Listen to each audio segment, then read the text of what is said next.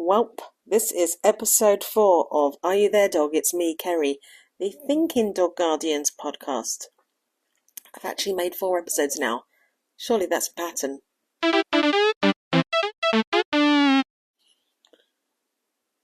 I'm becoming an angry person. I need to do more yoga. I need to do yoga. Full stop.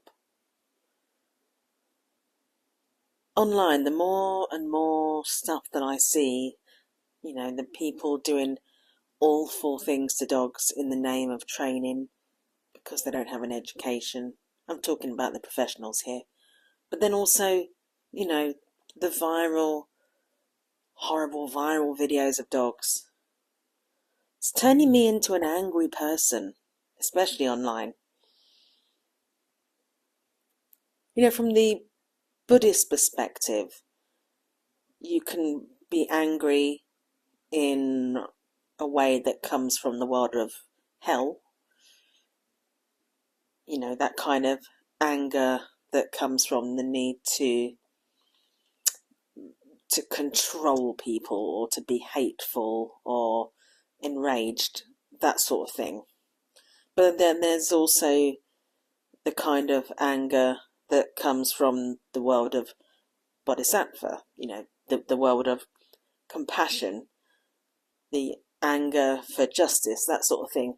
And that's the kind of anger that I try to have. But I don't know, man, sometimes I think I just want to win. I feel like sometimes when morons are doing things to dogs, it starts off from a place of justice, seeking justice for animals and those that can't advocate for themselves, but then it just becomes about winning. And I don't want to be that person. I don't want to be angry for winning. I don't know why I'm telling you this. I just wondered, it might resonate with you. But that desire to win is what I really dislike seeing in so-called balanced trainers. And in that the way that they, in my opinion, don't seem to be invested in the emotional well-being of a dog. They just want to win. They want the dog to submit to their almighty authority. They want the behaviour to stop because they have overpowered the beast. That's winning in dog training, and it's not what I'm interested in at all. I'm much more interested in finding all the pieces to the puzzle so that you can find out what's going on with the dog. So that's not about winning. That's about being a detective and gathering all the clues, I guess. It's a puzzle. It's a game. I don't know what I'm rambling on about. I got annoyed with a trainer that worked with one of my current clients because my current client has a Romanian rescue dog who had started their life being locked in a concrete garage or shed or something.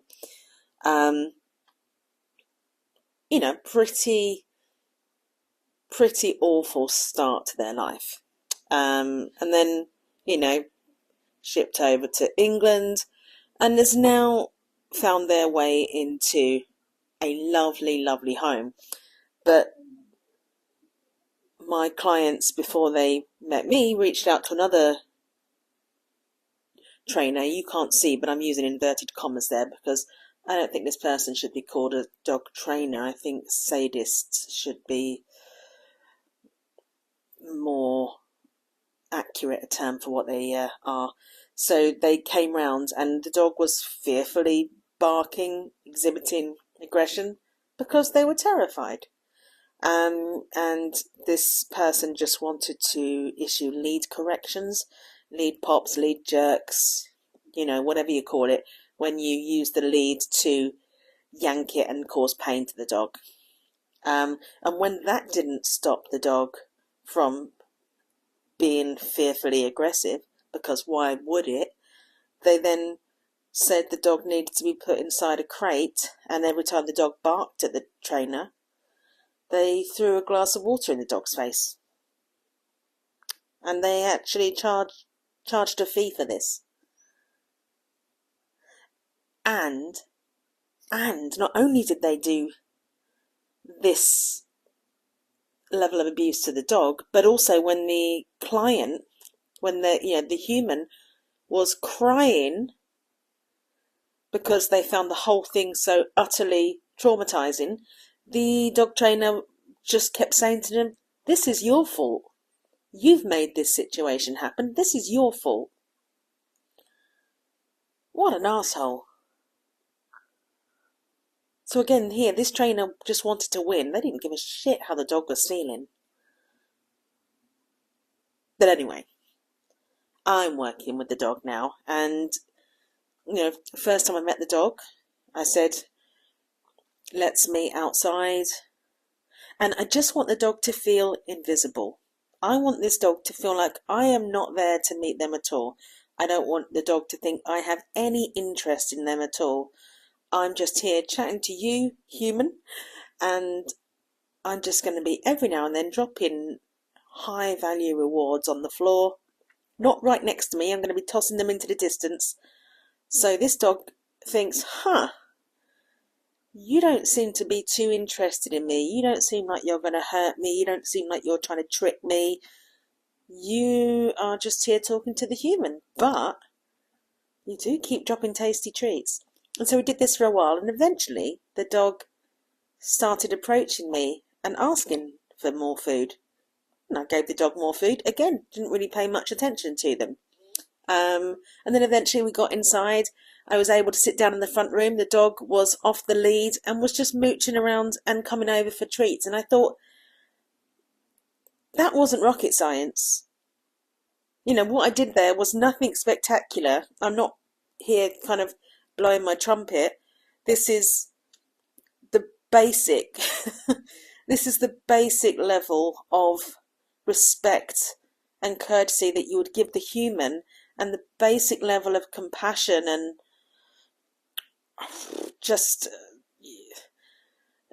ethical treatment that you would give the dog. The most basic thing that the dog can get from you is space, the space to be able to process what's going on, the space to come to a decision about you. And that decision might be, I don't want to come near you, and that's okay. That's absolutely fine. So often people choose to force a dog to do things. No, you must submit to me. Why? Just give them space and time to process and make the decision, like we do, It's that same thing with kids, where we force them to kiss their grandparents, and we force them to, kiss their aunties and uncles or whatever, they don't want to, they might not want to, and that's okay. But, you might find that if you don't force these things, people might choose to, offer more kind of intimate behaviours, such as approaching you, giving you a cuddle, etc. Space and time is a wonderful thing, and it doesn't, I said it before, it doesn't require rocket science. I just can't believe there are people out there that think that it's in any way appropriate to go into somebody's home and then hurt their dog, throw water in their dog's face, and then tell their paying client, the client who is paying them, that it's all their fault. Outrageous. If you think, by the way, if you're listening to this, and if you think, or you've been worked with somebody where it's been a similar kind of thing where you felt uncomfortable, please know that's not normal. That isn't normal. That isn't expected. That isn't, it's common. It happens way too often, but it's not normal behavior, and you don't have to put up with that. And neither does your dog. If it feels a bit weird, if they're having to convince you that this isn't going to hurt your dog that much, or this may frighten your dog, but it's going to do them good, it's not true. You don't have to put up with that. See, I'm getting angry again. I'm not going to get angry. Let's talk about something else. Did you know that your dog has an incredible nose and their nostrils work separately? Well, now you do. They can quite literally be smelling two different things at once. It's incredible, isn't it? So I've been upsetting people over the last couple of weeks talking about Bunny the talking dog. Do you know Bunny the talking dog? Bunny the talking dog, if you don't know, I'm sure you do. They've got a few million followers, I think, on social media. But it's basically I think the dog is a poodle crossed with a collie, but I could be wrong. Do tell me if I am. And this dog has been trained to communicate using various buttons, which is, totally well and good and fine. Except I think that it's got to a point where it's become quite farcical and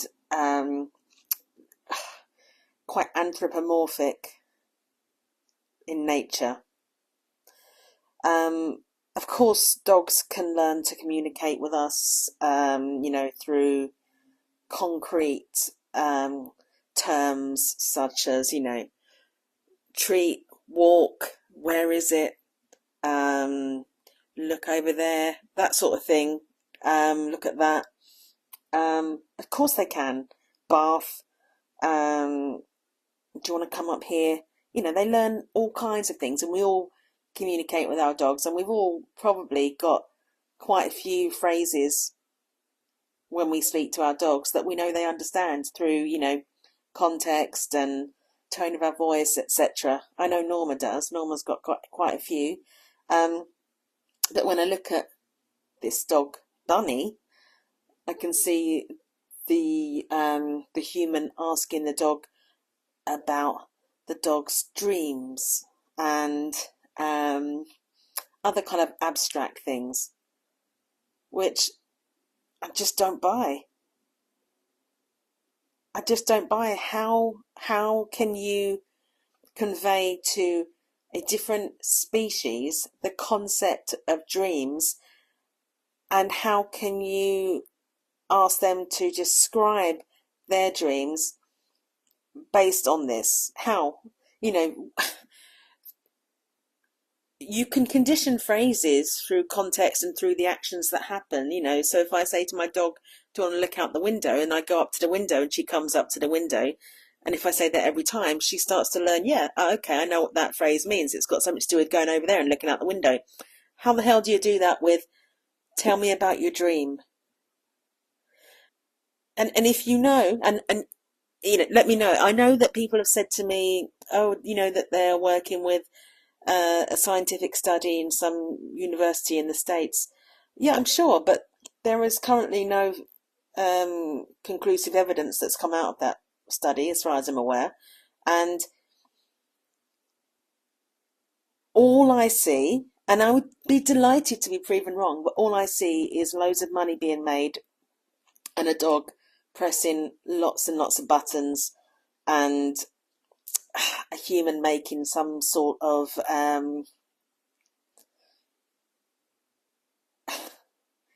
tenuous link. And that's very easy to do. The dog could press literally any button. I saw one the other day where the dog was pressing all kinds of buttons, and then eventually it pressed two in a row. Water, walk. And the woman was saying, "Oh, you want to go for a walk on the beach?" I thought, really? I don't know, man. I don't know. I don't buy it. I've seen other people, other accounts where their dogs are using buttons and they're saying things like when they're asking their mum, or whatever you call it, when they're asking their human for treats, and the human is saying, "Oh no, they've all gone." Then they press a button that says "bitch." I think, wow, that's where we've got to, is it? And how did one condition that? I mean, Bunny often says, "Oh, mom," and things like that, or "why." How would you condition a dog to say why? Honestly, I just don't get it. And what also irks me is that a lot of the people that follow these accounts, not all of them, but a lot of people that follow these accounts probably have never bothered to read a book on the more basic kind of communications that a dog will give you.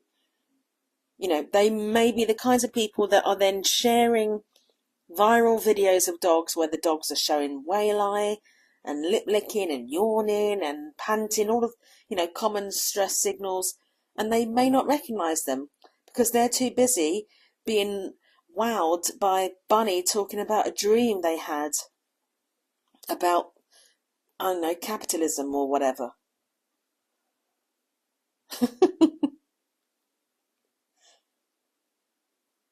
So yeah, I did a post about that, and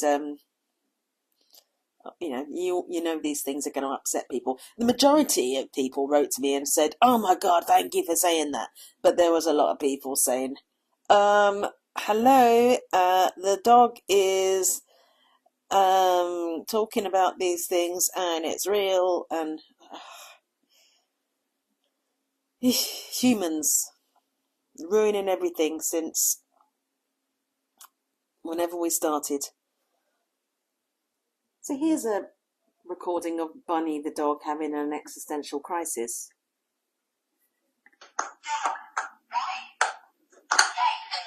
Dog, why? I don't know how to answer that.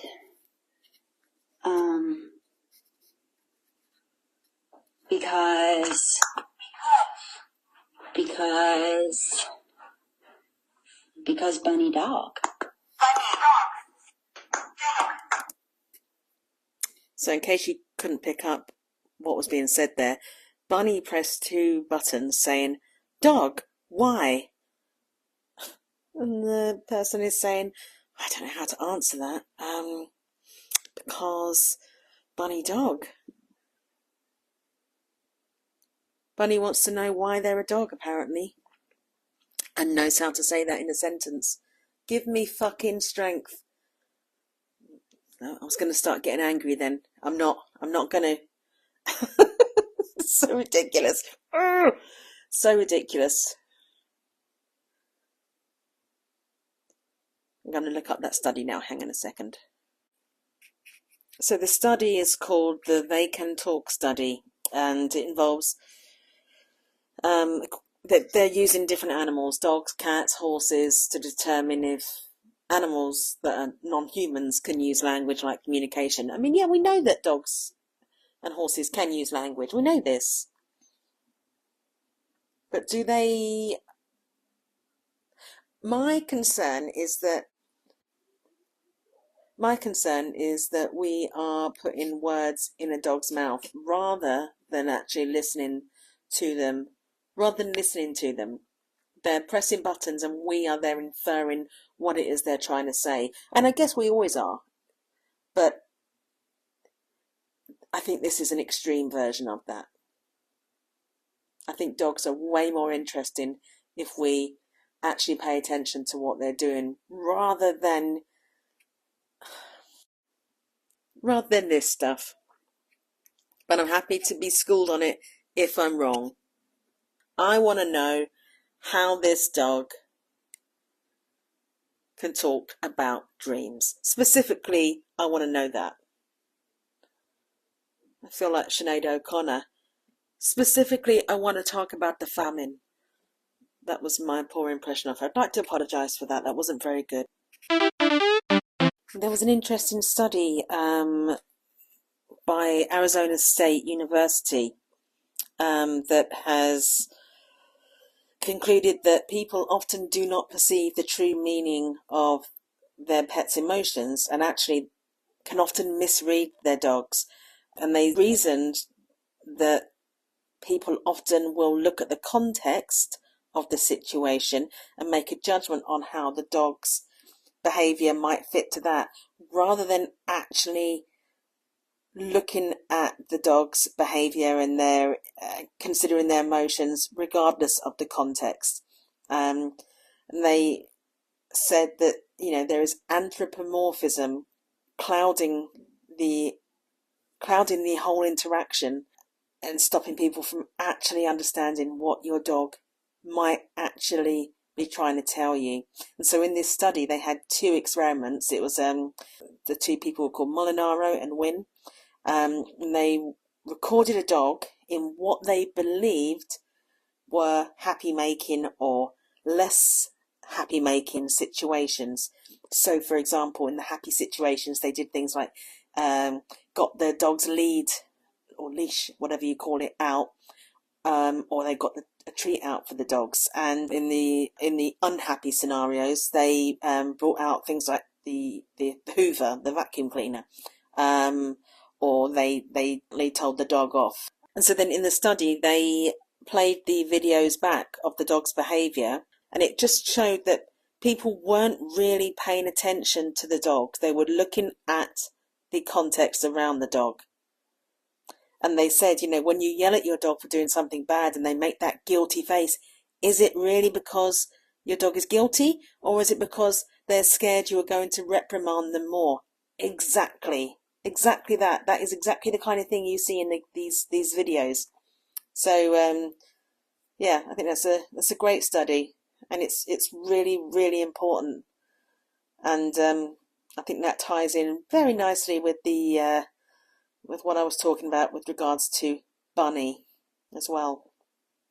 I'm going to make a post about this study as well on the old social media. So if you are interested in it, I'll link to it in the post. If you don't already follow me on social media, I'm on Instagram and TikTok and Facebook and YouTube and Patreon as well. Am I saying it right? Is it Patreon or is it Patreon? I never know. Or Patreon.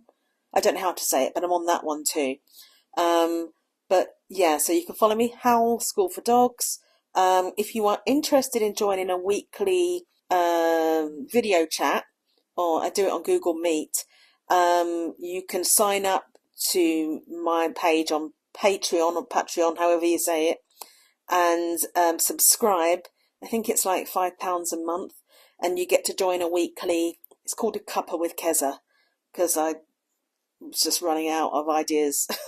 So come and join for a cuppa with Keza, and what happens is people bring along videos of their dogs, and then we just kind of talk about them. So there are other professionals in this chat as well, and other people that are not professionals, but they're dog guardians, and we just have a look at these videos and talk about what's going on, unpick the body language, and it's just quite interesting, and it's useful to see other people's dogs. And if there aren't videos, sometimes we just have a chat, that sort of thing. So yeah, do come along. And if you like this podcast, if you found it entertaining or enjoyable, or you've hated it, whatever, please give me feedback. I'd love to hear, and please share it if you did enjoy it, so that more people can listen to it, and I can become queen of the world. Have a good one. Enjoy your dogs.